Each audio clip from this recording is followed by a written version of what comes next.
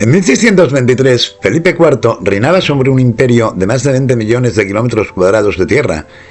y en un ataque de lucidez dicta una de las leyes estelares de su reinado, la pragmática, por la que se prohibía enseñar a leer y a escribir en las zonas rurales de los pueblos españoles, o dicho de otra manera, se privaba de recursos al medio rural en beneficio del urbano, dando así paso a un agravio comparativo monumental en beneficio de las ciudades y dentro de estas en aquellas de más peso en la tradición cultural, es decir, Valladolid, Salamanca, Alcalá de Henares, etc.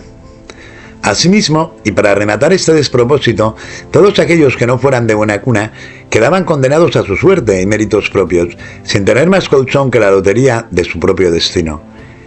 Esta radical y caprichosa estulticia regia condenaba a los pobres de solemnidad, a los huérfanos, a los mendigos de profesión, a las gentes imposibles, a una odisea vital llena de calamidades, cuyo destino solía ser la emigración hacia las Américas, dar el callo en galera, ser carne de cañón en cualquier guerra, o para cualquier cosa que lo demandaran, o sencillamente vivir, si se tenía la dignidad suficiente, una existencia de miseria garantizada para los restos. Esta medida tenía como objetivo generar mano de obra para las labores del campo, especialmente, y ser a la vez un reservorio de desgraciados que vivirían el resto de su vida bordeando los límites de la ignorancia más lacerante, pues así lo determinaba su bien amado rey, al que solo le interesaba tener mano de obra precaria y con los brazos indignamente estirados ante la oferta de cualquier eventualidad que les permitiera asegurarse un mendrugo de pan. Pedro Fernández de Navarrete, que era canónigo, fuera secretario del padre de Felipe IV, o sea, de Felipe III, y asesor de la Inquisición española, propugnaba que para hacer que la gente se dedicara más a desarrollar las manos que el cerebro, el número de centros de enseñanza secundaria y superior fueran reducidos radicalmente. De esta forma se estrecharían las comodidades que convidaban a las letras, a la gente pobre, especialmente a los expósitos y a los desamparados, los cuales, en vez de perder su tiempo dedicándose a un improductivo estudio, estarían formando parte del campo, del ejército o directamente remando en galeras. Además, si un pobre llegaba a ser letrado o juez, como no podía tener honor familiar que mancillar, se tomaría la justicia de forma poco estricta.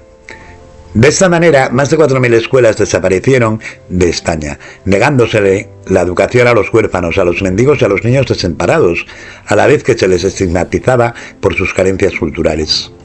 Evidentemente, los seminarios permanecieron abiertos, y la única alternativa para acceder a la educación era el camino del seminario, o lo que es lo mismo, si querías acceder a la educación, tenías que pasar por la religión.